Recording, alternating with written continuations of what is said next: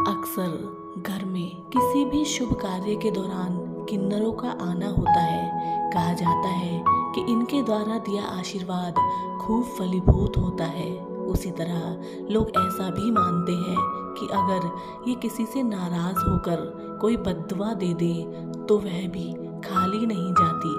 लेकिन इनके शुभ कार्य में शामिल होने और इनके द्वारा आशीर्वाद देने की परंपरा कहाँ से शुरू हुई, इस बारे में शायद ही कोई जानता हो। लेकिन कुछ पौराणिक कथाओं से यह पता चलता है कि इनका अस्तित्व पौराणिक काल से ही है। पौराणिक कथा के अनुसार जब भगवान राम रावण का वध करके अयोध्या लौटे तो उन्होंने नगर के बाहर कुछ लोगों को देखा।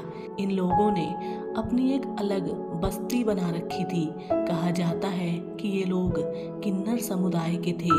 जब भगवान राम की इन पर नजर पड़ी तो वह अचंभित हो गए और उन्होंने पूछा कि आप लोग इस प्रकार नगर के बाहर क्यों ठहरे हैं, नगर के अंदर जाकर क्यों नहीं रहते।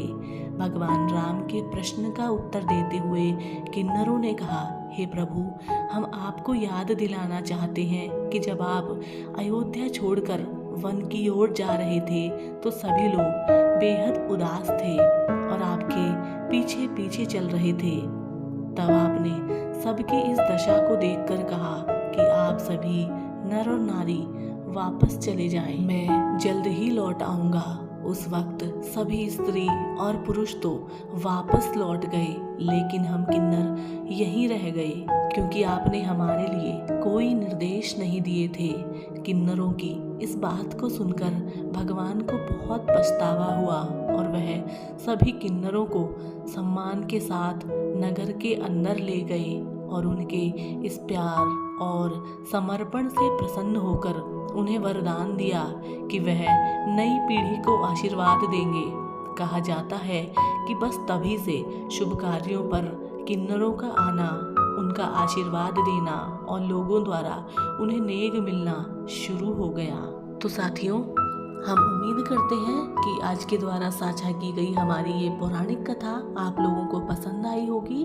और यदि आप इसी तरीके की और कहानी देखना चाहते हैं और हमारी मेहनत को सफल बनाना चाहते हैं तो आप हमारे चैनल को सब्सक्राइब कीजिए। हम आपसे मिलेंगे कल एक और नई पौराणिक कहानी के साथ।